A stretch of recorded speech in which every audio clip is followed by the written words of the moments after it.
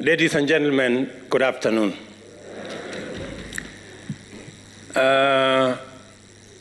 First, I want to say that I hope, Mheshimiwa Raila, you are not referring to me as a bourgeois.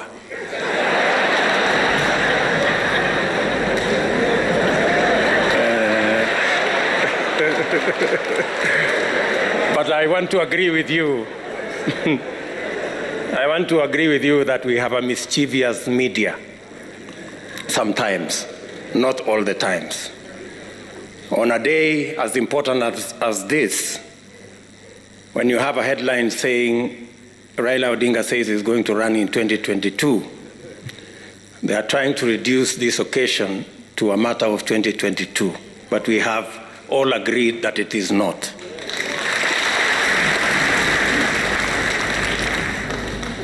But on the same media, the same headline, they have said that William Ruto is coming to meet demons at Bomas.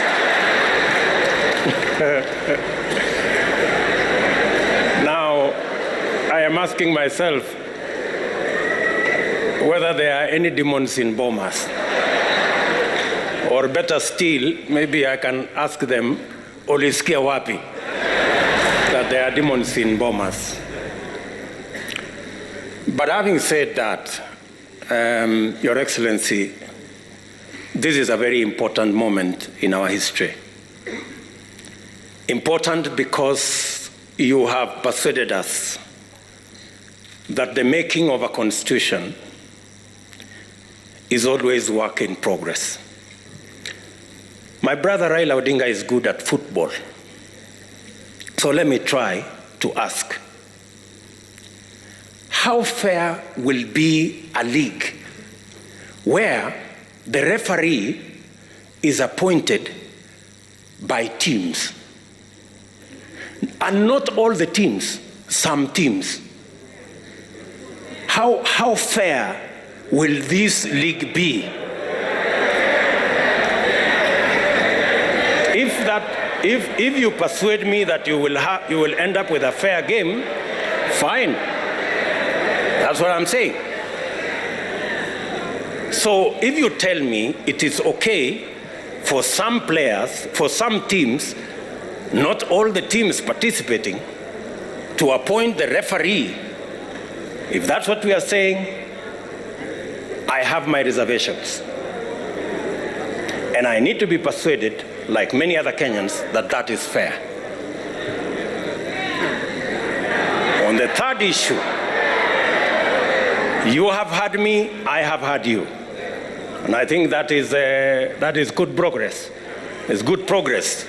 You've had me, and I have had you. You think it's fair? I have a different opinion. Maybe we will find a meeting ground somewhere. The third issue, the third issue, Your Excellency, is the independence of our police force. The 2010 Constitution was very clear that the police must act independently of any politicians, whether they are in government or in the opposition. To recommend that we will have a police council chaired by a CS is actually a derogation from the independence of the police. And I want to ask you, we must be careful on where we are going. Today, you may have the latitude to do what you think will be right as per you. Tomorrow, the shoe will be on the other leg.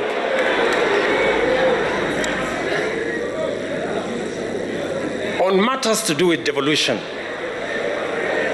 I agree that the increase to 35% is progressive, and that we must devolve more resources to counties. But accompanying the increase of resources to 35%, we must also ensure that the Senate has the necessary constitutional power to ensure that those resources are available and they are used properly. To recommend that the Senate cannot continue to have the constitutional mandate to discuss the division of revenue is actually a downgrade of the Senate. In my respectful submission, with additional resources and with some members of parliament now being members of the executive because of the appointment of some members of parliament as members of the executive, in fact, the recommendation should not be a downgrade of the Senate, it should be an upgrade of the Senate to the upper house. And in any case, so that I conclude, in any case, we are now saying women and the participation of women in our governance doesn't make us weaker, it makes us stronger. It doesn't make us lesser, it makes us greater. If we are saying in the proposal that women now go to the Senate, and you are saying that when women go to the Senate, they are going to a Senate which has been downgraded, which has no responsibility on matters of resource allocation. Are you enhancing the participation of women, or are you downgrading the participation of women? I mean, we are having a frank and honest conversation, good people, and it's good for us to listen to one another. So if we are saying women who today are sitting in the National Assembly, where resources are being discussed, if we take them from the forum where resources are being discussed and take them to a downgraded Senate, we are making the participation of women nominal. The participation of women should be substantive, in my respectful submission. And finally, Your Excellency, I know my brother Bishop Oginde has said there are hustlers here and they should stop the hustling, and they are the reggae people and they should stop the reggae.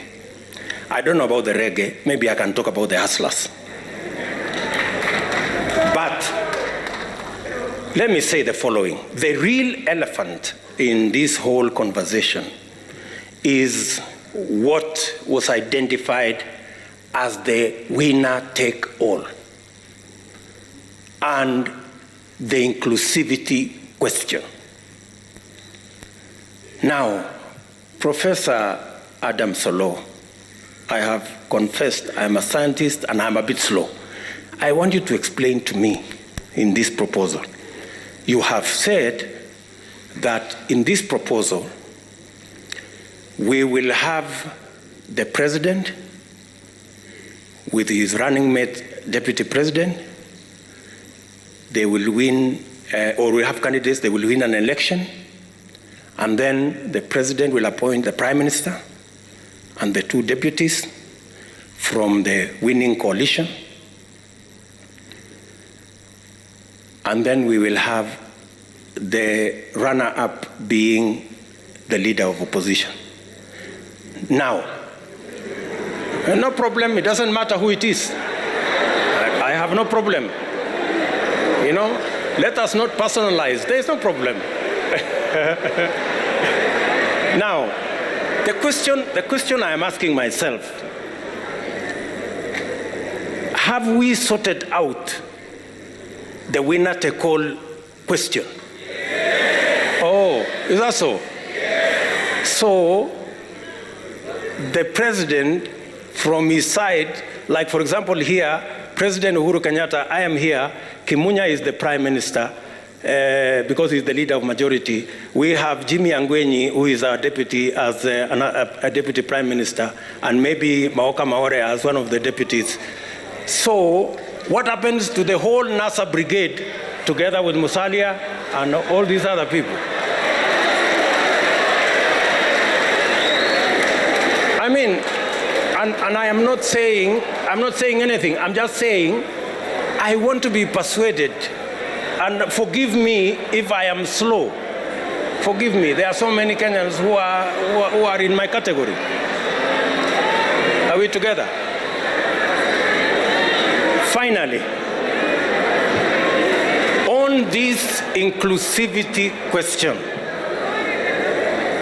it is my humble submission that as we discuss inclusivity around us, the leaders, we must have a candid, open discussion on inclusivity about the millions of Kenyans locked out by poverty and unemployment. We must discuss how they are going to be part of the Kenyan society. That discussion we must have.